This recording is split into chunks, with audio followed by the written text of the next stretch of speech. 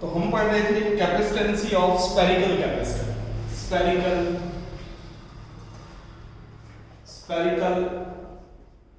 Capacitor, capacitance of spherical capacitor. Spherical capacitor की capacitance कितनी होती है वो निकालेंगे। हमारे पास दो स्फेरिकल सरफेस है, दो स्फेरिकल सरफेस है। अंदर वाले की रेडियस है r1 और बाहर वाले की रेडियस है r2। और हमने क्या किया, जो अंदर वाला स्फीयर है उसको हमने चार्ज दे दिया पॉजिटिव q, उसकी सरफेस पर चार्ज है q। बाहर वाले जो स्फीयर है उसको हमने कोई चार्ज नहीं दिया, अंदर वाले को हमने चार्ज दिया q। इंडक्शन की वजह से जो बाहर वाला स्फीयर है उसकी अंदर वाली साइड पर इंडक्शन, जो मेथड होता है चार्ज इंडक्शन का, उसकी वजह से नेगेटिव चार्ज आ जाता है। अब ये चार्ज जो नेगेटिव इंड्यूस चार्ज हुआ ये बाहर ना चला जाए, इसलिए हम इसको बाहर वाली सरफेस को अर्थिंग कर देते हैं, अर्थिंग कर देते हैं। तो इस प्रकार से हमें रिजल्टेंट स्फेरिकल कैपेसिटर का डायग्राम मिलता है, या उसका डायग्राम है, इंस्ट्रूमेंट है, वो मिलता है। स्फेरिकल कैपेसिटर कैसा होता है, उसकी दो सरफेस होती है स्फेरिकल, एक की रेडियस r1 दूसरी की रेडियस r2 होती है। अंदर वाले पे चार्ज पॉजिटिव चार्ज होता है जो हम देते हैं, और बाहर वाले की जो स्फीयर है उसके अंदर वाली साइड पर इंडक्शन की वजह से नेगेटिव चार्ज आ जाता है। अब हम देखते हैं, हमें निकालनी है कैपेसिटेंसी C इस पूरे स्फेरिकल कैपेसिटर की। तो पहले हम देखते हैं इलेक्ट्रिक पोटेंशियल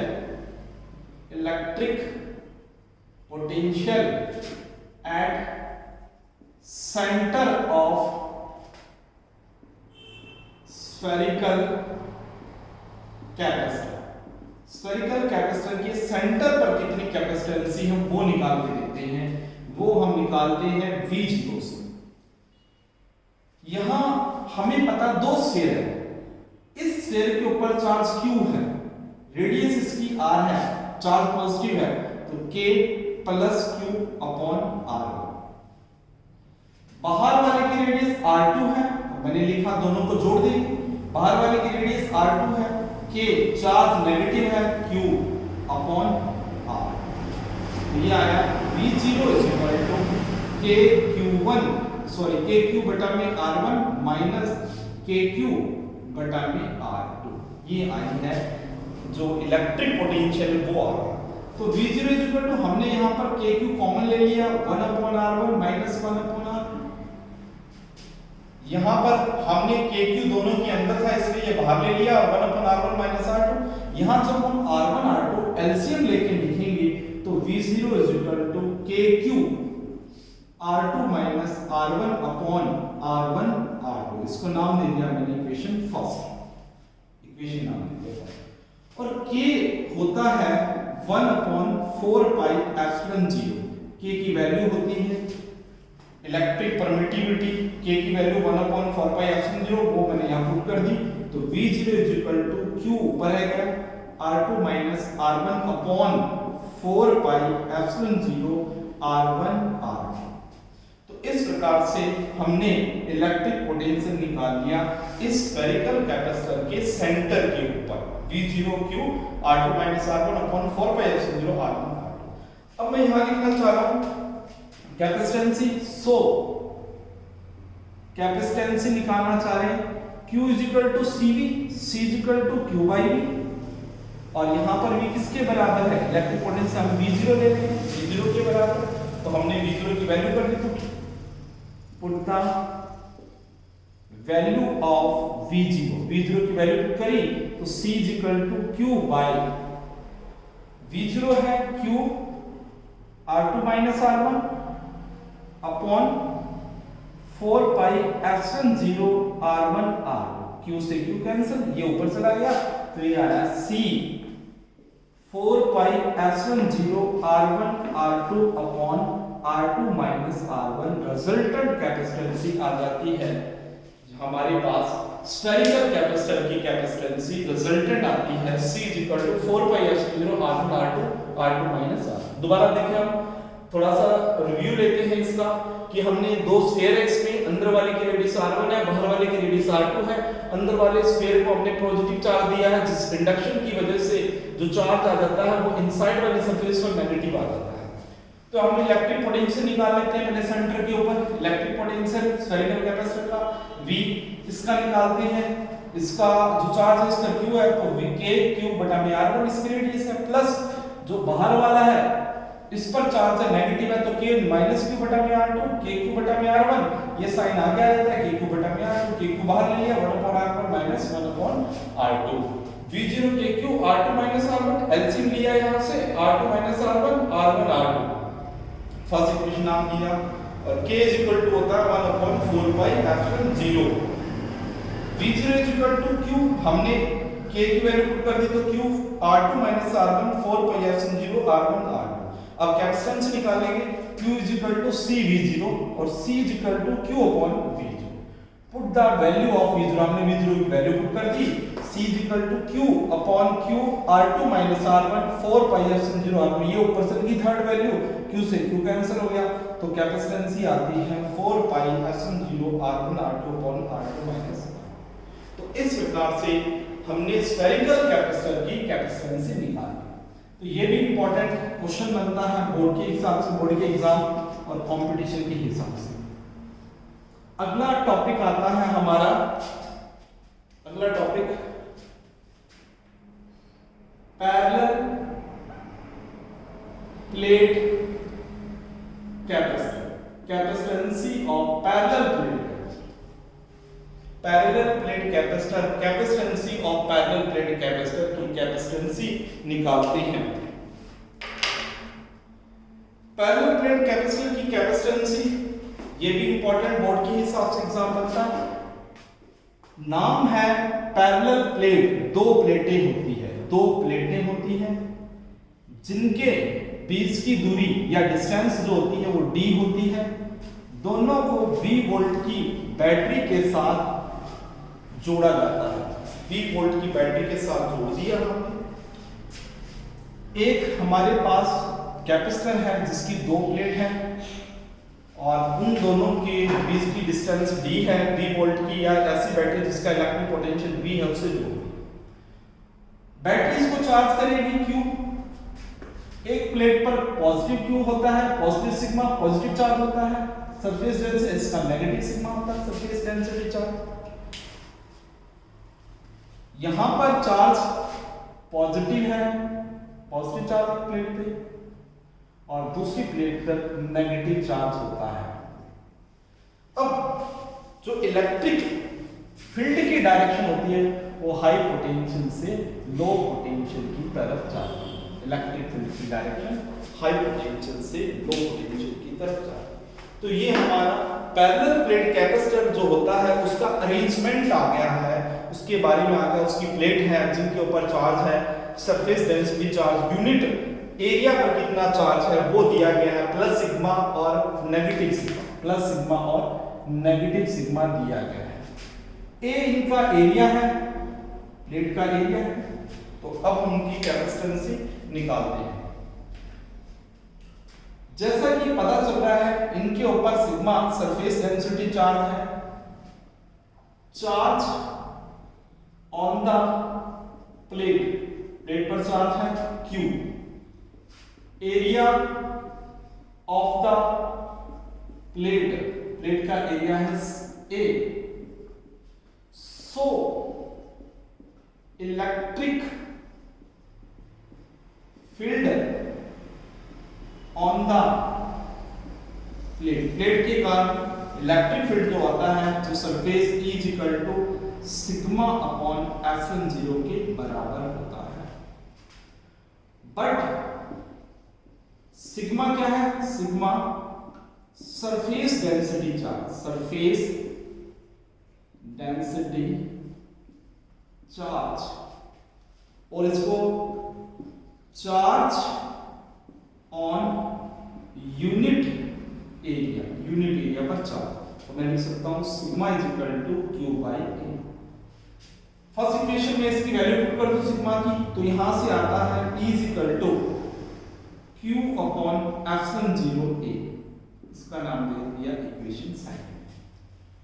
अब हमने V वोल्ट की बैटरी लगा दी, बैटरी चार्ज दे रही है, इसको चार्ज कर रही है, तो इस बैटरी की वजह से भी दोनों प्लेटों के बीच में जो इलेक्ट्रिक फील्ड होगा, electric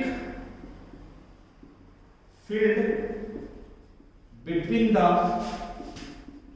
plate E is equal to V by D, is equal to V by D, और यहां से हमने V is equal to ED, V is equal to हमारे पास ED आ गया। इसमें वैल्यू पुट कर देते हैं हम A की, put the value of E by equation second equation से हमने E की वैल्यू पुट कर दी, तो ये आता हमारे पास V is equal to Q upon epsilon 0 A, Q upon epsilon 0 A into D, इसका नाम दे दिया हमने इक्वेशन थर्ड नाम दे दिया। हमें चाहिए capacitancy, so capacitancy Q is equal to CV से निकालेंगे, C is equal to Q by V, put the value of V की वैल्यू पुट कर देते हैं हम बाय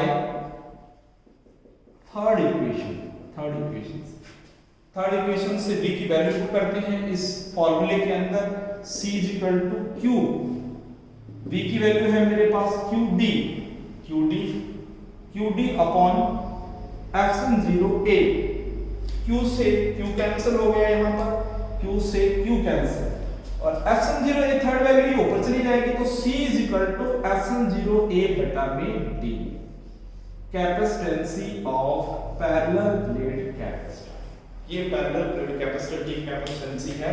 बहुत ही इंपॉर्टेंट क्वेश्चन लगता है प्लस 2 बोर्ड के एग्जाम के हिसाब से, और साथ साथ कंपटीशन में भी इसमें क्वेश्चन पूछे जाते हैं कि एक पैरेलल प्लेट कैपेसिटर है जिनकी प्लेटों के बीच की जो डिस्टेंस को कम कर दिया जाए, आधा कर दिया जाए, या 1/4 कर दिया जाए, या दुगना कर दिया जाए, तो कैपेसिटेंसी को पर क्या इफेक्ट पड़ेगा। तो इस प्रकार से कुछ थ्योरेटिकल जो बनते हैं क्वेश्चन, वो डिपेंड करता है कि कैपेसिटेंसी किस पर डिपेंड करती है। एक बार दोबारा इसका रिव्यू देखते हैं। पैरेलल प्लेट कैपेसिटर है, दो प्लेटें हैं, एक पर चार्ज पॉजिटिव है, दूसरी पर नेगेटिव चार्ज है, और surface density charge plus sigma negative sigma, area A है, दोनों के बीच की दूरी D है, V वोल्ट या इलेक्ट्रिक पोटेंशियल की बैटरी के साथ जुड़ा है, ये चार्ज होने लगा। Charge on the plate Q, प्लेटों पर चार्ज Q है, एरिया प्लेटों का A मैंने लिख दिया।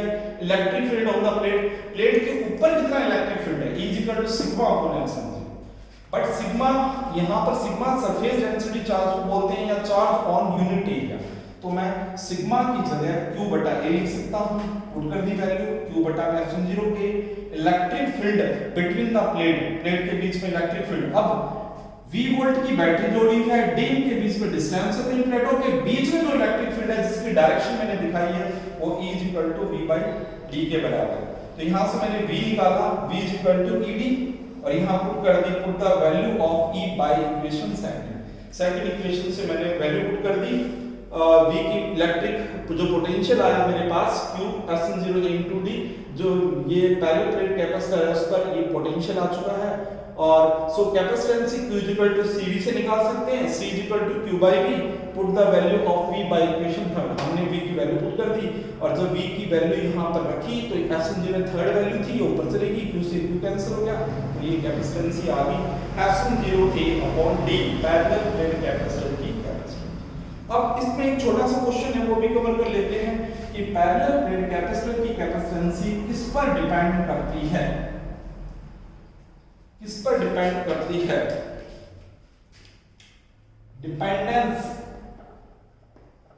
डिपेंडेंस ऑफ कैपेसिटेंसी ऑफ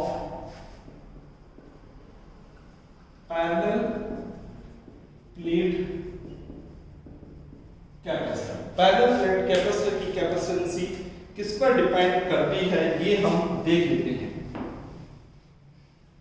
जैसा कि हमारे पास हमने डायग्राम दिख रहा है और फॉर्मूला भी निकाला कैपेसिटेंसी जो पैरेलल प्लेट कैपेसिटर की capacitancy C is equal to epsilon 0 A बटा D। ये फार्मूला अभी हमने निकाला है। ये जो कैपेसिटेंसी है ये हम कह सकते हैं एयर के अंदर कैपेसिटेंसी है पैरेलल प्लेट कैपेसिटेंसी। अगर किसी मीडियम में लेते हैं कैपेसिटेंसी तो एप्सिलॉन r और आ जाता है कैपेसिटेंसी इन मीडियम के अंदर कैपेसिटेंसी C m कर देता हूं epsilon 0 epsilon r A by D। अब पैरेलल प्लेट कैपेसिटर की कैपेसिटेंसी किस किस पर डिपेंड करती है, फैक्टर कौन कौन से फैक्टर हैं। कैपेसिटेंसी नंबर 1 एरिया। अगर एरिया हम फॉर्मूले में देखें एप्सिलॉन 0 A अपॉन D है तो पैरेलल प्लेट कैपेसिटर की कैपेसिटेंसी डायरेक्टली प्रोपोर्शनल टू एरिया।